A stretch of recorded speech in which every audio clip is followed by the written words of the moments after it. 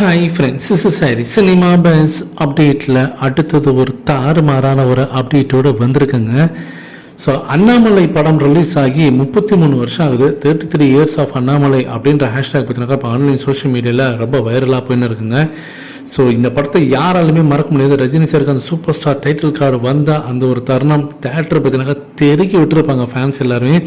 இன்றைக்கி வரைக்கும் ரிப்பீட்டடாக பார்க்கக்கூடிய ஒன் ஆஃப் த தலைவர் மூவிஸ் அப்படின்னு நான் சொல்லுவேன். நான் எத்தனை முறை போட்டாலும் அது தாராளமாக பார்க்கலாம் அப்படின்ற ஒரு படத்தில் இந்த படமும் ஒன்று.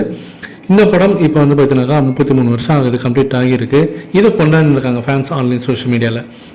அடுத்தது கூலி படத்தோடைய ஒரு மிகப்பெரிய ஒரு தகவல் ஒன்று வந்திருக்கு. சமீபத்தில் அந்த சிக்குடு சாங்கோடைய ஒரு போஸ்டர் அஃபிஷியலாகவே சன் பிக்சர்ஸ் ரிலீஸ் பண்ணியிருப்பாங்க. அந்த பாடலில் ரஜினி சார் பார்த்தீங்கன்னாக்கா அந்த கர்ச்சீஃப் வச்சுக்கிட்டு ஒரு பழைய அம்பாசிடர் கார் மாதிரி ஒன்று இருக்கும், அது மேலே உட்காந்துட்டு ஆடிட்டு வருவார். அந்த போஸ்டர் பார்த்த ஃபேன்ஸ் எல்லாருமே இருங்க இந்த காரை எங்கேயும் நாங்கள் பார்த்துருக்கோமே அப்படின்னு சொல்லிட்டு அப்படியே ரீவைண்ட் பண்ணி லோகேஷ் கனகராஜோட பழைய படங்களுக்கெல்லாம் ரீவைண்ட் பண்ணி போய் பார்த்தாக்கா, ஆஹா இந்த படம் கண்டிப்பாக எல்சிக்குள்ளே வரும் போலையே அப்படின்ற மாதிரி தான் சில விஷயங்கள்லாம் நமக்கு தென்படுது.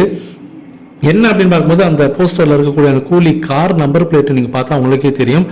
அந்த கார் நம்பர் பிளேட்டு MDY314 அப்படின்னு இருக்கக்கூடிய அந்த கார் நம்பர் பிளேட் பார்த்தீங்கன்னாக்கா திருச்சியை சேர்ந்த ஒரு கார். அது யாரு அப்படின்னு பார்க்கும்போது கைதி படத்தில் வர அந்த திருச்சி அடைக்கலத்தோட கேங்கோடைய கார், அதை அந்த படத்தில் யூஸ் பண்ணியிருப்பாங்க.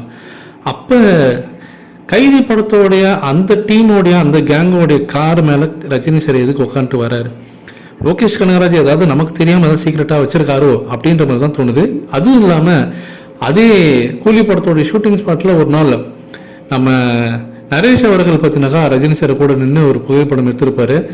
ஆனால் கேட்டதுக்கு இல்லைங்க, ஜஸ்ட் ஒரு மரியாதை நிமித்தமான ஒரு சந்திப்பு தான் அப்படின்னு சொல்லியிருப்பாங்க. ஆனால் அவருடைய பேண்ட்லாம் பார்த்தீங்கன்னா காக்கி பேண்ட் மாதிரியே இருக்கும். அவர் அப்படியே இந்த கெட்டப்லாம் பார்க்கும்போது என்னமோ இடிக்குது, லோகேஷ் கனகராஜ் நம்மகிட்ட ஓப்பனாக சொல்ல மாட்டாரோ அப்படின்ற மாதிரி தான் தோணுது.